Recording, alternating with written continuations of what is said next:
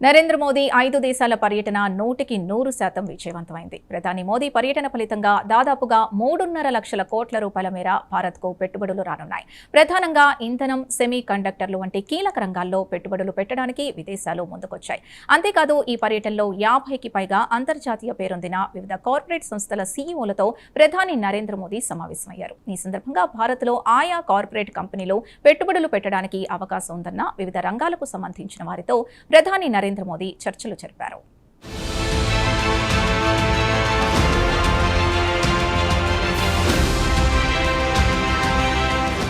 ప్రధాని నరేంద్ర మోదీ తాజాగా జరిపిన 5 దేశాల పర్యటన ముగుస్తుంది. United Arab Emirates, Sweden, Norway, Netherlands, ఇటలీలో ప్రధాని మోదీ పర్యటించారు. యునైటెడ్ అరబ్ ఎమిరేట్స్తో ప్రధాని మోదీ పర్యటన ప్రారంభం కాగా ఇటలీతో ముగుస్తుంది. ప్రధాని మోదీకి విదేశీ పర్యటనలు కొత్త కాదు. అయితే ఎప్పుడు ఏ దేశానికి వెళ్ళినా భారతదేశానికి ఏ విధంగా లాభం చేకూర్చాలి అనే మైండ్ సెట్ తోటే ప్రధాని మోదీ వ్యవహరిస్తూ ఉంటారు. ఈసారి అదే జరిగింది. ప్రధాని 5 దేశాల పర్యటన 100% విజయవంతమైంది. దేశానికి పనికొచ్చే అనేక ప్రయోజనాలు ఈ సందర్భంగా ప్రధాని సాధించారు. భారత్లో భారీ ఎత్తున పెట్టుబడులు పెట్టేందుకు సదరు 5 దేశాలు ముందుకొచ్చాయి. దాదాపుగా 3.5 లక్షల కోట్ల రూపాయల మేరకు భారత్కు పెట్టుబడులు రానున్నాయి. ప్రధానంగా ఇంధనం, సెమీ కండక్టర్లు వంటి కీలక రంగాల్లో పెట్టుబడులు పెట్టేందుకు విదేశాలు ముందుకొచ్చాయి.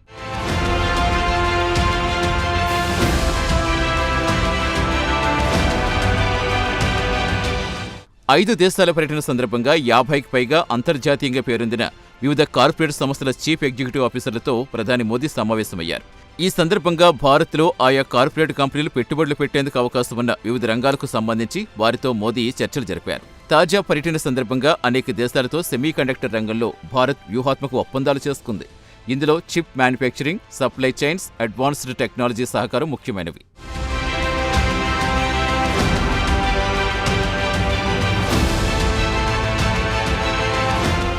కాగా ప్రధాని తాజాగా జరిపిన 5 దేశాల పర్యటన ప్రాధాన్యం సంతరించుకుంది.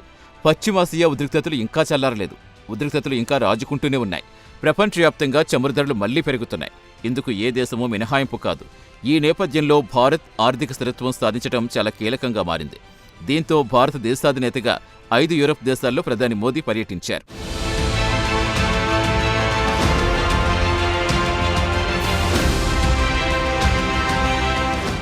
మారిన అంతర్జాతీయ పరిస్థితుల నేపథ్యంలో ప్రపంచ పటంపై ఏ ఒక్క దేశమూ సురక్షితంగా లేదు. ఆర్థిక పరిస్థితులు అందుకు కారణంగా భావించొచ్చు. అమెరికా అధినేత ట్రంప్ అవలంబిస్తున్న విధానాలతో అన్ని ప్రపంచ దేశాలు తీవ్ర ఇబ్బందులు పడుతున్నాయి. దీనికి ప్రధాన కారణం అప్రకటిత చమురు సంక్షోభమే. చమురు ధరల పెరుగుదలతో అన్ని దేశాల ఆర్థిక వ్యవస్థలు తల్లకిందులవుతున్నాయి. ఈ పరిస్థితుల్లో చమురు సంక్షోభం నుంచి భారత్ను గట్టెక్కించేందుకు ప్రధాని హోదాలో మోదీ చేయాల్సిందంతా చేస్తున్నారు. ఇంతటి సంక్షోభ సమయంలో కూడా చమురు అలాగే గ్యాస్ ధరలు కట్టడి చేసేందుకు విశ్వ ప్రయత్నాలు చేస్తున్నారు.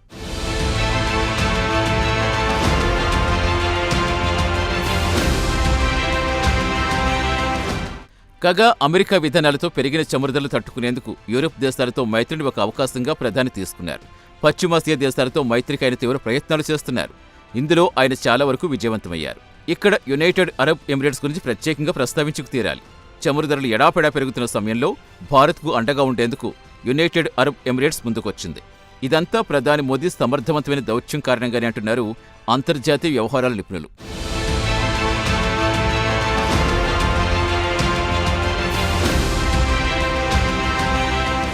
కాగా భారత్, యుఏఈ మధ్య చమురుకు సంబంధించి కొన్ని కీలక ఒప్పందాలు జరిగాయి. ఇందులో ముఖ్యమైనది స్ట్రాటజిక్ పెట్రోలియం రిజర్వ్స్ ఒప్పందం. దీన్నే వాణిజ్య చమురు నిల్వ ఒప్పందం అంటారు. అంటే చమురు నిల్వల స్థలం భారత్ది. కాగా అందులో నింపే ముడి చమురు యునైటెడ్ అరబ్ ఎమిరేట్స్ దవుతుంది.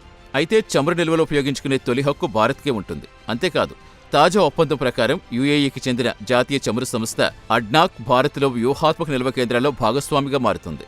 అలాగే సదరు చమురు నిల్వలు ఏకంగా 30 మిలియన్ బ్యారెళ్లకు పెంచేందుకు కూడా యుఏఈ అంగీకరించింది.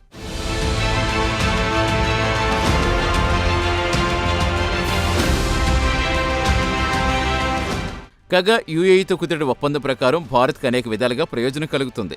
వేలాది కోట్ల రూపాయలు విలువ చేసే ముడి చమురు కొని నిల్వ చేసే ఆర్థిక భారం భారత్కు తప్పుతుంది. సదరు నిల్వ ఖర్చు మొత్తంగా యుఏఈ భరిస్తుంది. అంతేకాదు చమురు నిల్వల కోసం భారతదేశ స్థలాన్ని వాడుకుంటున్నందుకు గాను పెద్ద అమౌంట్లో యుఏఈ అద్దె కూడా చెల్లిస్తుంది. అలాగే ఇక్కడ ఒక వెసులుబాటు కూడా ఉంది. దాదాపు 3 మిలియన్ బ్యారెల చమురును భారత్ ఉచితంగా వాడుకునేందుకు అనుమతి కూడా లభిస్తుంది. అలాగే చమురు నిల్వ భారత్ భూభాగంలోనే ఉంటుంది కాబట్టి అత్యవసర సమయాల్లో ఓడల కోసం వేచి చూడకుండా కేవలం కొన్ని గంటల్లోనే పైప్ లైన్ ద్వారా దేశ రిఫైనరీలకు సదరు చమురు తరలించవచ్చు.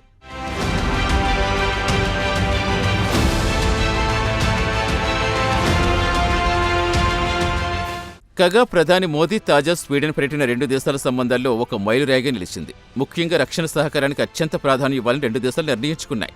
భారత్ స్వీడన్ సంబంధాల్లో కీలక మార్పుకు ఇదొక సంకేతంగా నిలుస్తుంది. ఇప్పటి వరకు భారత్ స్వీడన్ మధ్య ఆయుధ సరఫరా కొనుగోలుదారు సంబంధమే ఉండేది. కాగా ప్రస్తుతం సీన్ మారింది. 2 దేశాలు ఉమ్మడిగా ఆయుధాల అభివృద్ధి, కొత్త అస్త్రాల ఆవిష్కరణ, స్థిరమైన ఉత్పత్తి, ఎగుమతుల వృద్ధి వైపు అడుగులు వేయటం ప్రారంభించాయి.